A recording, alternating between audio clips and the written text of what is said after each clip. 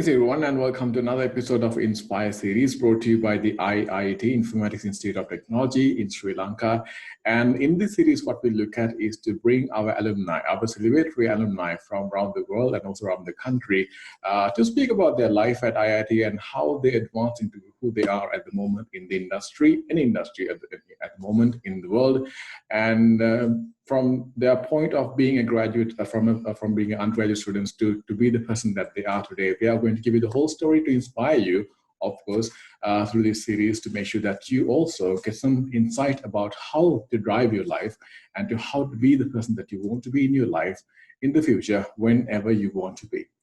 And today, with pleasure, we have invited someone from abroad, but also someone who's familiar to IIT because she has been a lecturer at IIT earlier and now also a lecturer in a different country, in a different university. We'll explore all that for you. And with that note, I would like to welcome Dr. Udayangi Perera Muthupolthotage to the show. And welcome aboard, Doctor. Thank you, Varuna. It's lovely to meet you, and it's a pleasure to be interviewed with IIT for this series. Yes, IIT definitely finds it interesting and also quite pride.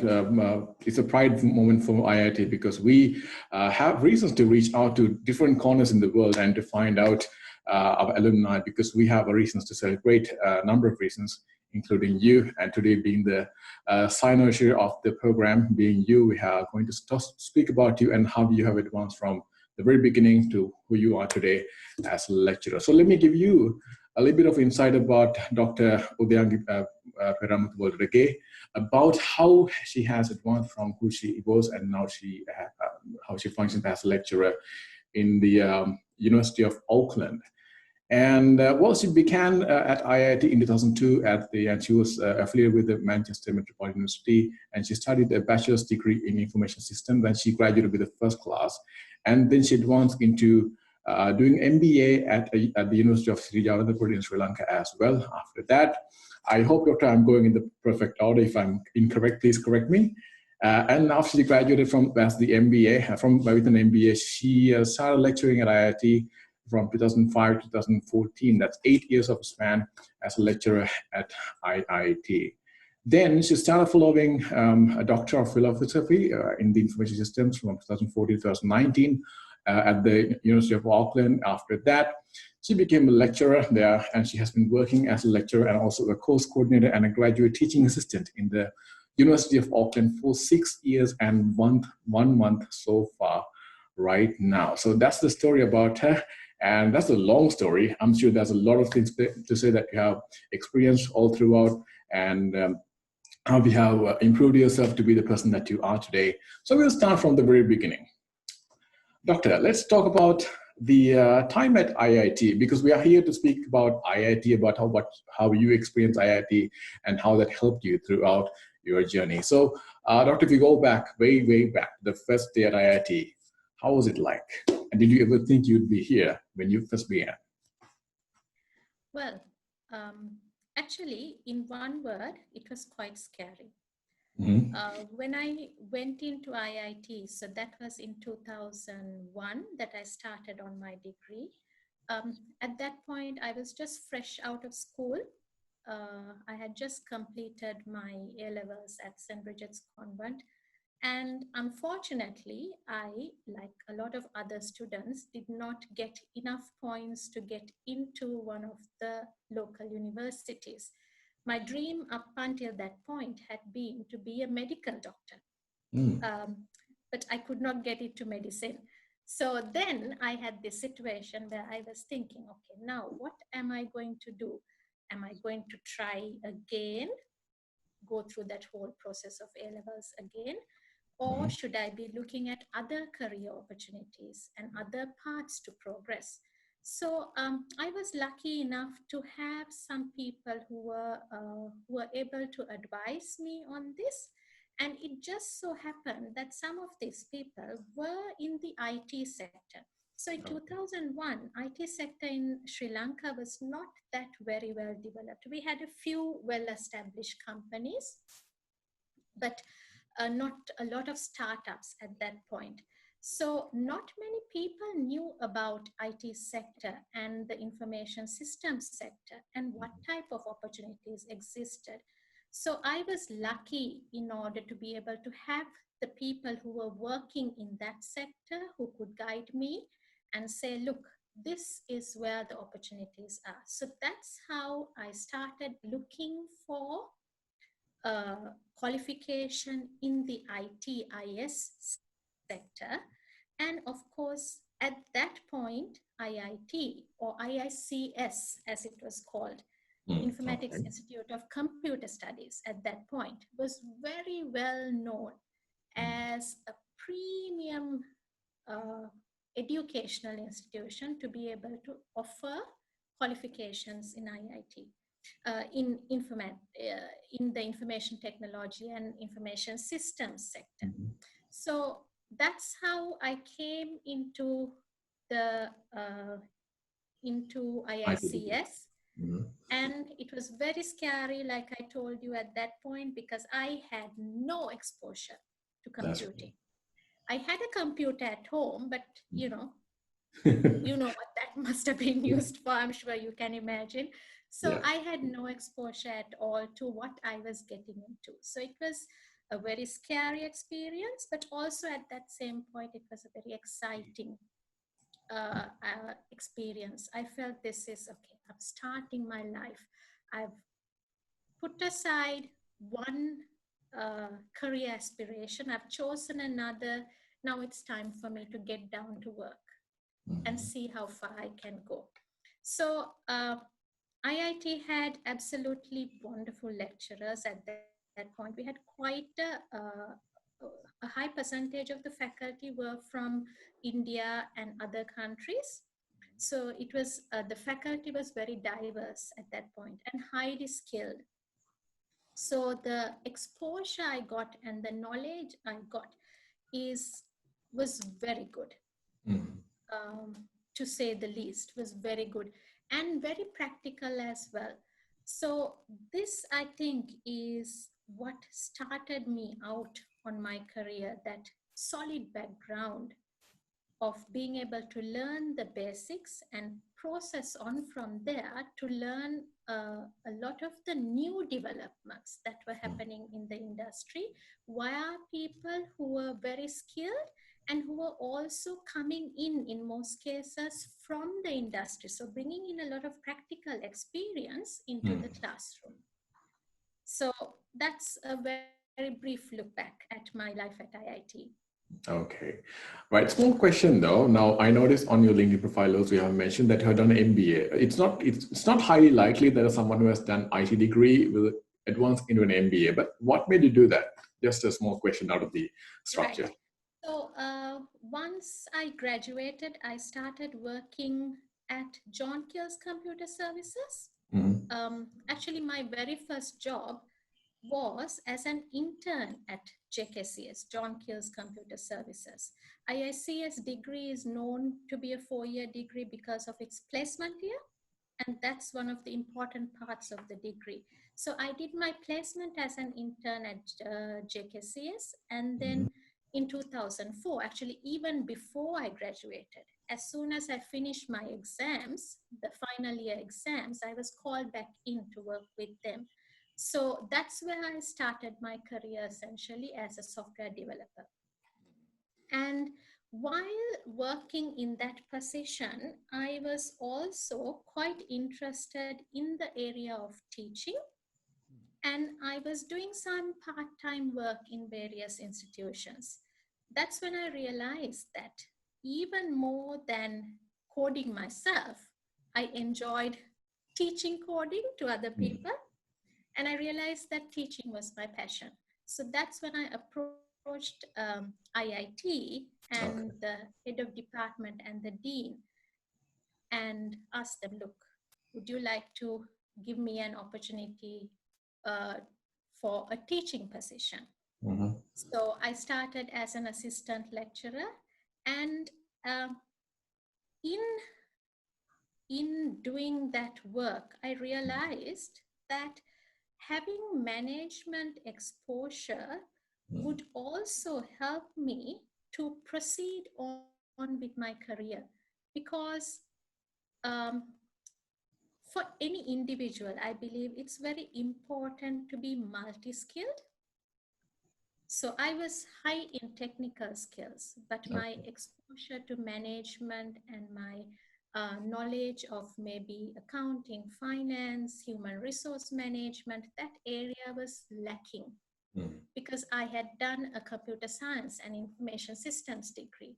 So I realized that because I needed to be multi-skilled to survive in the industry and to proceed, the best way to go for me, because I wanted to get into education management, was to look at an MBA. So that's why I selected Postgraduate Institute of Management at University of Sri Jayewardenepura for my MBA.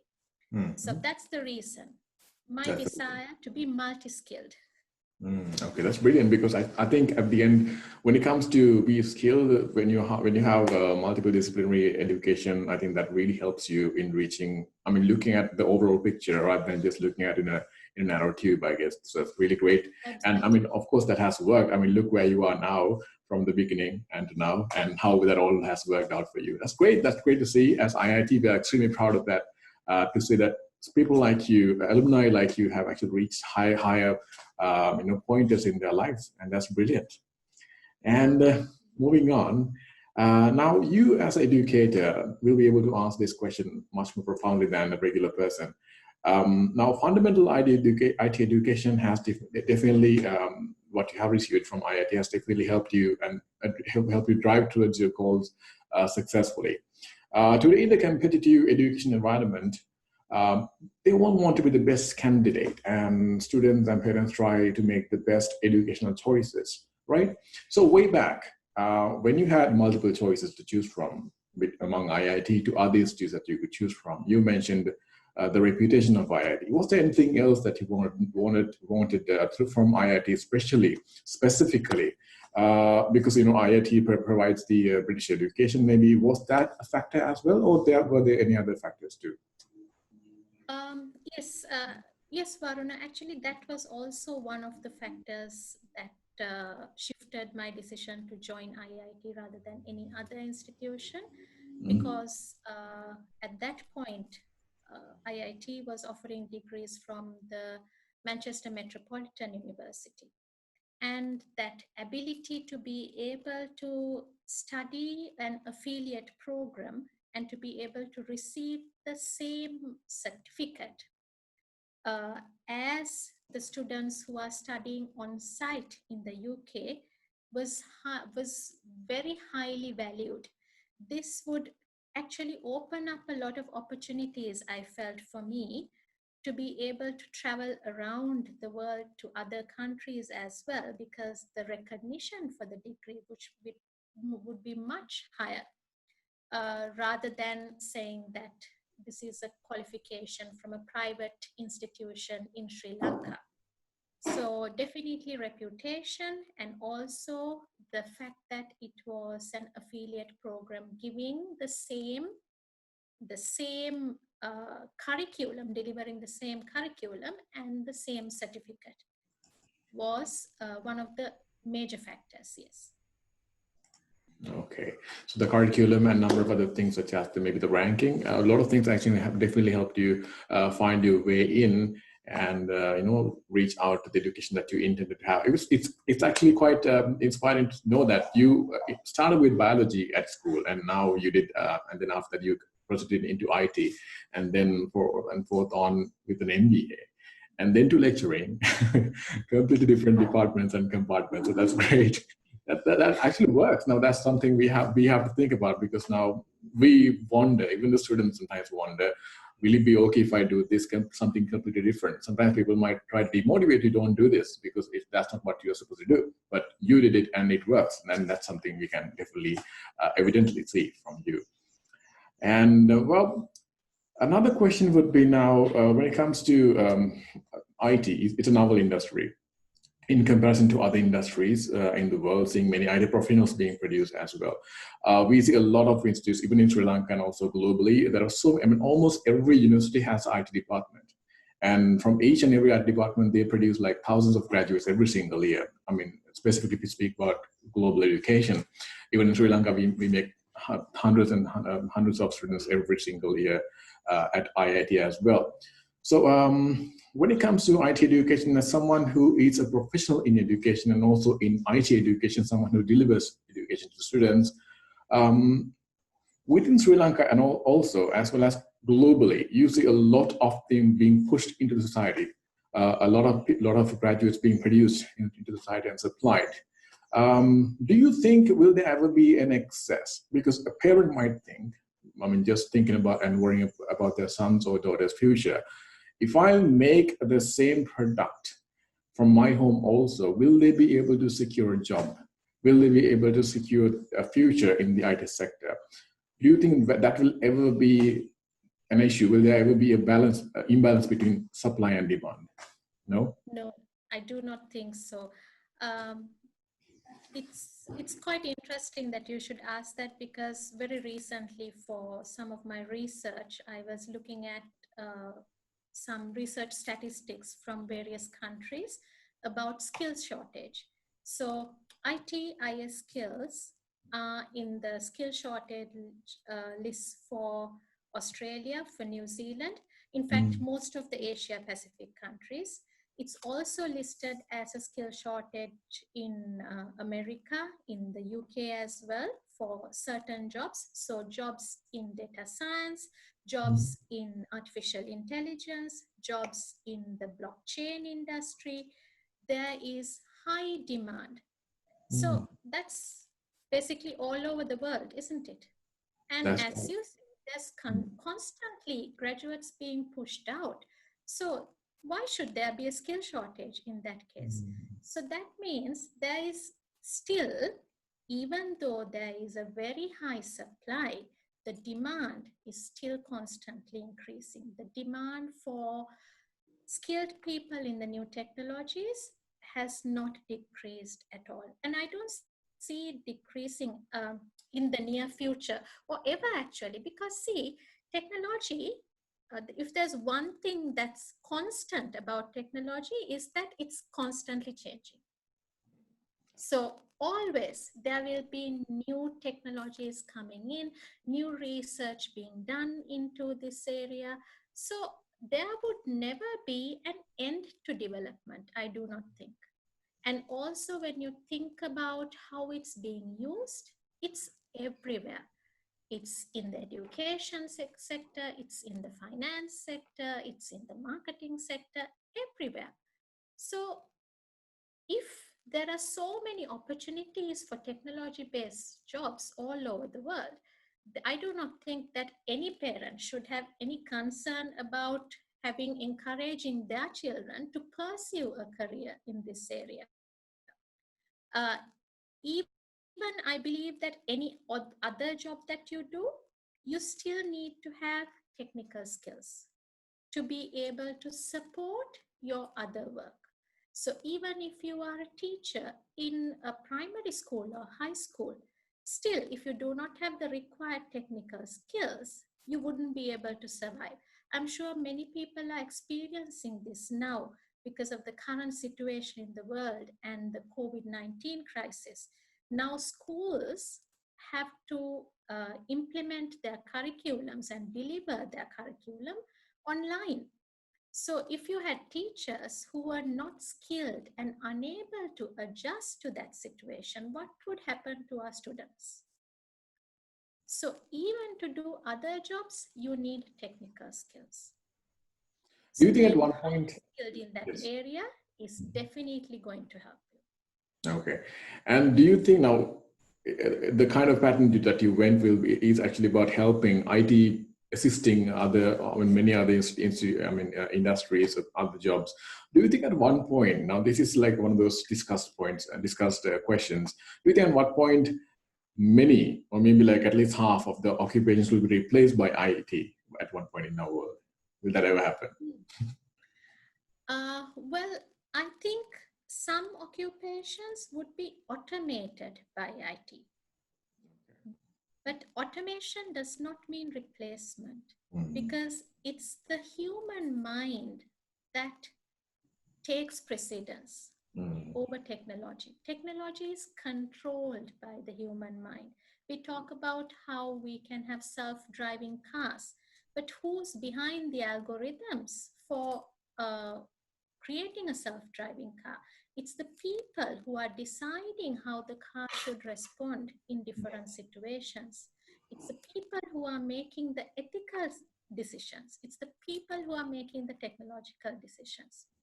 So automation will certainly happen, but that doesn't mean that skilled people will be without jobs, for example. That's because right. those who can use their brains, they'll always have a place. Exactly. So the paradigm will be designed by the humans, and then everything happens in between that. Okay, I get it now. Okay, so now if we move forward about the current situation in the world, COVID-19 has stole almost every industry in the world, and specifically when it comes to IT industry, we heard that there are a number of shortcomings that happens because less number of projects are happening because there's no need at the moment because it's operationally not feasible somewhat. But when it comes to IT education, this is something we are blessed about because education did not stop. Even in Sri Lanka, even in like any third world country or developing country, education did not go into a stalling situation because it could be automated, like you mentioned earlier. So right now in Sri Lanka, it has kind of become a trend that people want to log into Zoom or Google Meet or something, Microsoft, those platforms to access their education and their educators online. And this has kind of become a trend now because you can stay home and, grab a cup of coffee and also be at wherever you want to be at any time parallelly. Will this ever become a trend that will continue? I mean, if you can also take an example from the university that you're working at, the University of Auckland. Have you also looked at something like this? Will online education will ever become a trend, and will people start liking it over the traditional education? I believe the potential for online education is very high. So even at this current point, in New Zealand now, in the first semester of 2020, complete delivery of courses all across entire New Zealand, all the universities, actually not just University of Auckland, all across, the complete delivery was done online. And it is just now, which is the second semester of academic programs, is just now that we have started coming back into the physical educational space. But even now in my own class of 160 students, I've got 30 of them who are offshore. So because the borders are closed in New Zealand, they cannot come back into the country to be able to physically be present in class, but they are still continuing with following my course. This is the same across all courses, across the university. And I'm just taking my university as an example. So I'm sure this must be the prevalent case everywhere as well. So there is certainly a trend, and there is a lot of potential because we did not see students suffering much with the online programs in the last semester. But this is not to say that there are no drawbacks, because the weak students who need a lot of hand holding, who need to be physically present and to see their lecturers, to meet their teachers, this is a need sometimes. And if that need cannot be fulfilled, then they might tend to fall behind. But there are a lot of different ways in which technology itself can be used to provide that facility of being able to, to be very close in terms of perhaps a Zoom meeting or perhaps a forum where everybody can gather and chat to each other. So that type of technology makes it possible to even, to some extent, address those needs. So there is potential, there is drawback as well. So I suppose the opportunity then is, how do you address this situation? How do you take advantage of the potential but also try to address the drawbacks. And it's very interesting, actually. Just last week, I finished writing a research proposal for funding for a project that I'm planning to do with the computer science faculty of University of Auckland, where we are trying to look at online learning, but from the perspective of responding to the needs of students by monitoring their emotions, monitoring their facial expressions, and monitoring their engagement with the learning platform. So that's how we address the drawbacks. That's right. We try to personalize learning to the needs of the diverse students. If they cannot come to class, if they cannot meet us, for whatever reason it might be, still we can get close to them and we can address their needs. So that's addressing the potential. Great. Okay. This is something I actually wanted to highlight to you, but you mentioned it already about emotional connectivity. It's actually also, I think, important when it comes to being in a classroom, because when you are in a classroom, you have your friends that you can talk with if you like, if you want to, and then you can work together, you can study together. There's also this human part of that. So I think with the project that you have come up with is actually that's getting addressed properly. Yes, okay. We are hoping that funding would be approved, but if it does, then it would be groundbreaking research, we feel. That's right. Yeah, that's brilliant. Great to see that coming up. So because I think that's been a concern about a lot of students also, like because IIT has been conducting lectures online ever since the curfew was imposed and the health restrictions were also imposed. So one thing that I have been receiving, and also a lot of us have been receiving from as feedback from students, was that they wanted to come to IIT. And that's not just because they could have just done the lectures at home, but because they wanted to interact with other people, other humans, and other friends and colleagues. And parents also have been raising the same concern whether they can send their students, their sons and daughters, back to IIT, because there are certain shortcomings among students as well, because you might not want to look at a screen like 4 hours sometimes, because you have to be able to look at it on as well. So that's a concern. But I think with your project, if it successfully gets approved, will be ironed out. We'll be ironing out all these issues. That's great to see. And now you mentioned about startup culture. I mean, you mentioned that when you started at IIT way back in 2001, there weren't many startups, and you worked at a number of companies as an intern.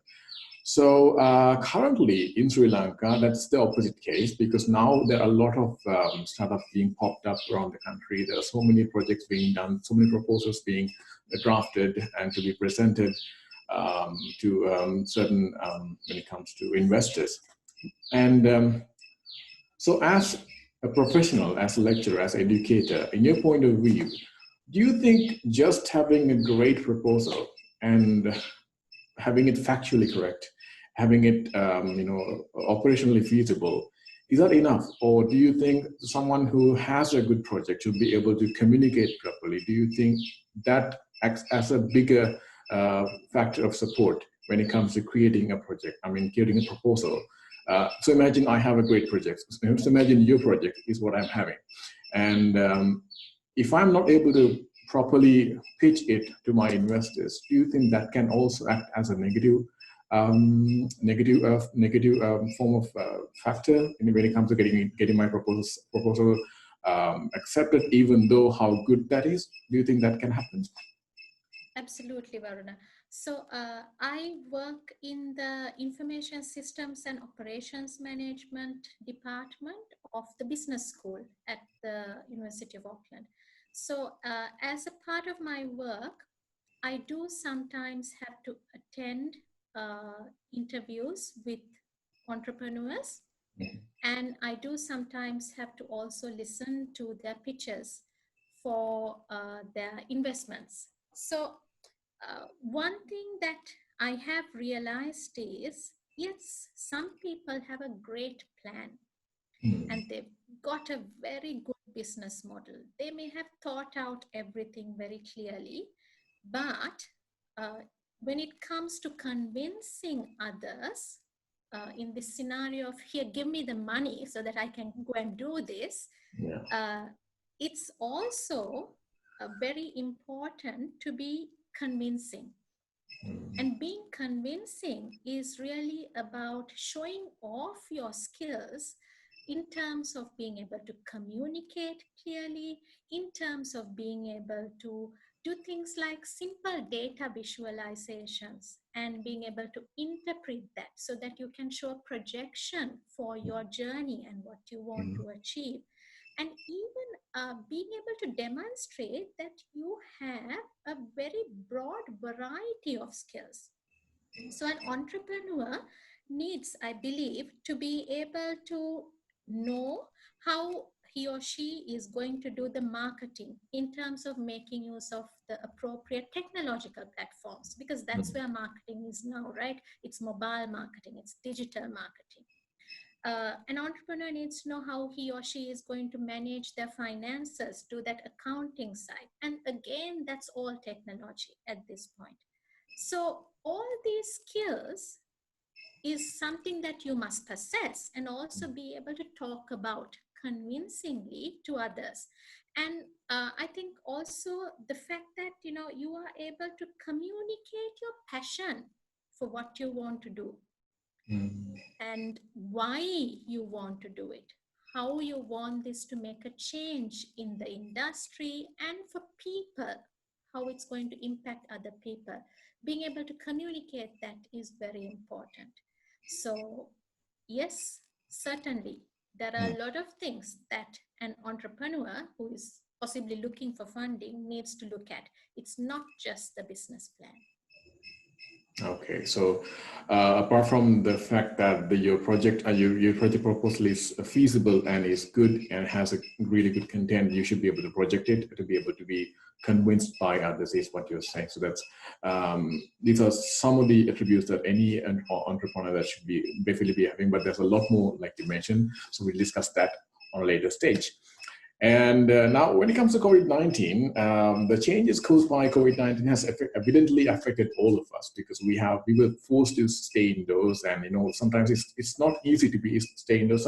Even though how fond you are to stay at home sometimes, right? Skipping work sometimes skipping school. When you are forced to do it, it's not possible. It's really hard to do it when you do it in long term. So mental and physical well-being is also very important when it comes to maintaining work-life balance. I believe you agree with that, and you seem to have done it perfectly, because you as a lecturer, you see how the students are coping, and how you as a lecturer, how as an educator, you have to cope with them, and also to cope with your stuff, with your emotions.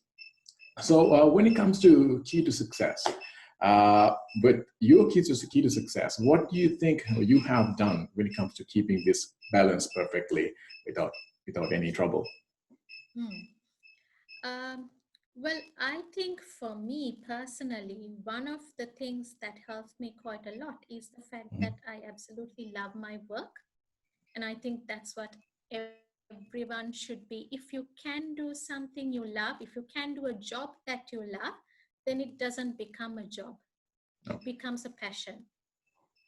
So then it's not a task anymore. Even if you do have to work hard, you can keep yourself going, you can keep yourself motivated, and you can enjoy the journey of your work.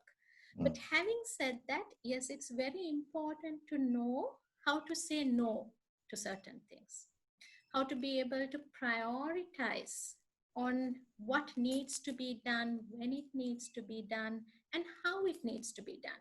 So I'm not a perfectionist. I'm very much a person who gets things done to the extent that it needs to be done. Okay. And therefore, I'll not try too hard to take on too much work onto myself.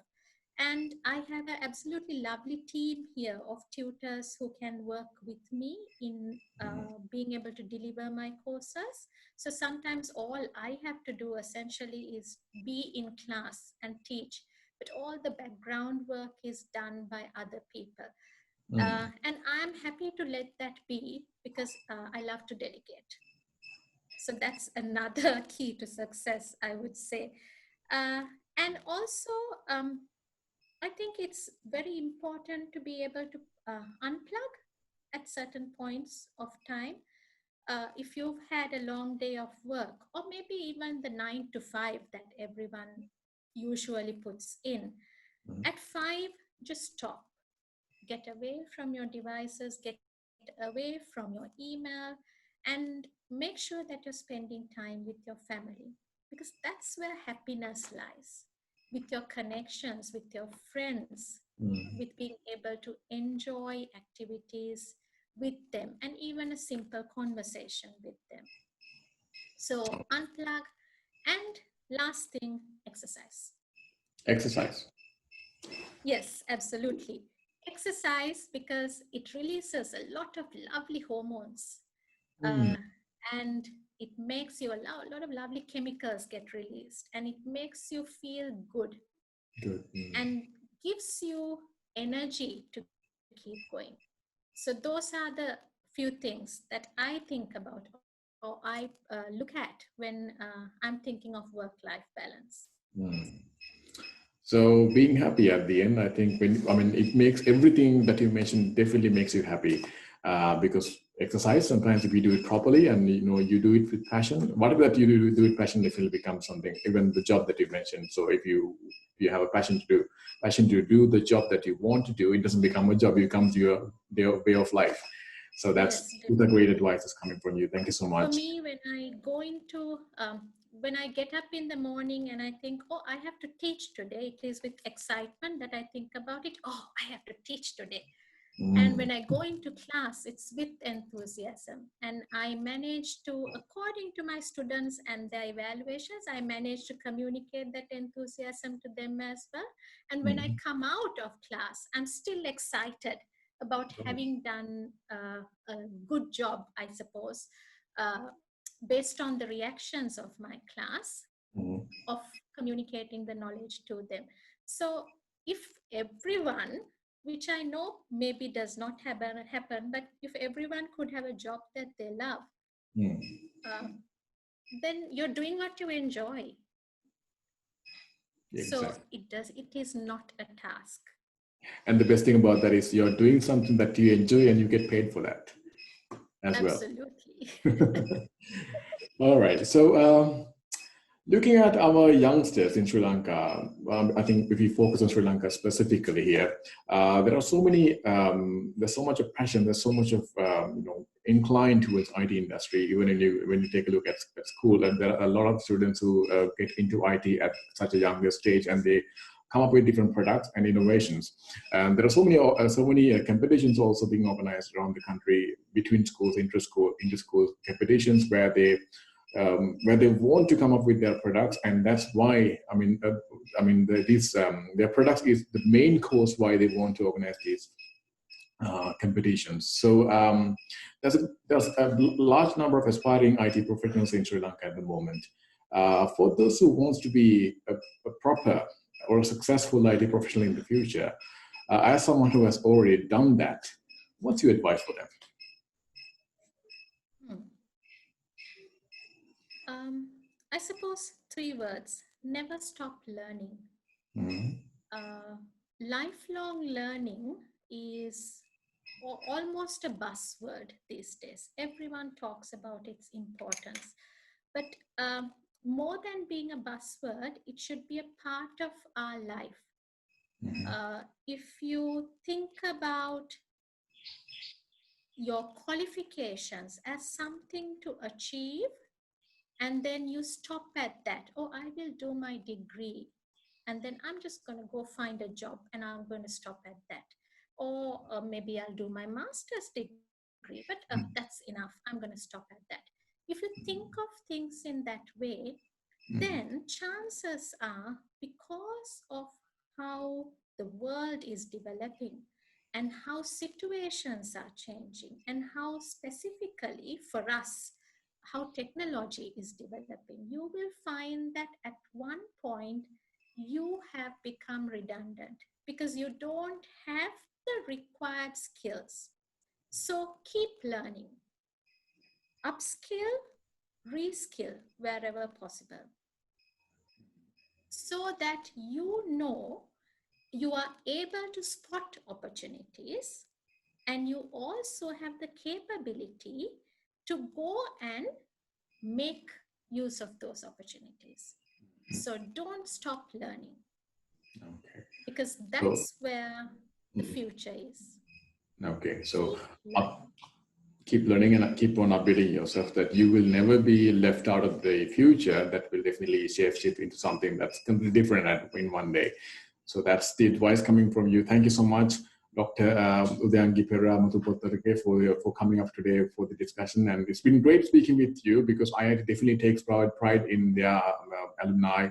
And you being someone who's celebratory and also someone abroad who has emanated from Sri Lanka and also expanded all the way to New Zealand, also to be an educator is something we definitely take pride being about having you on board today.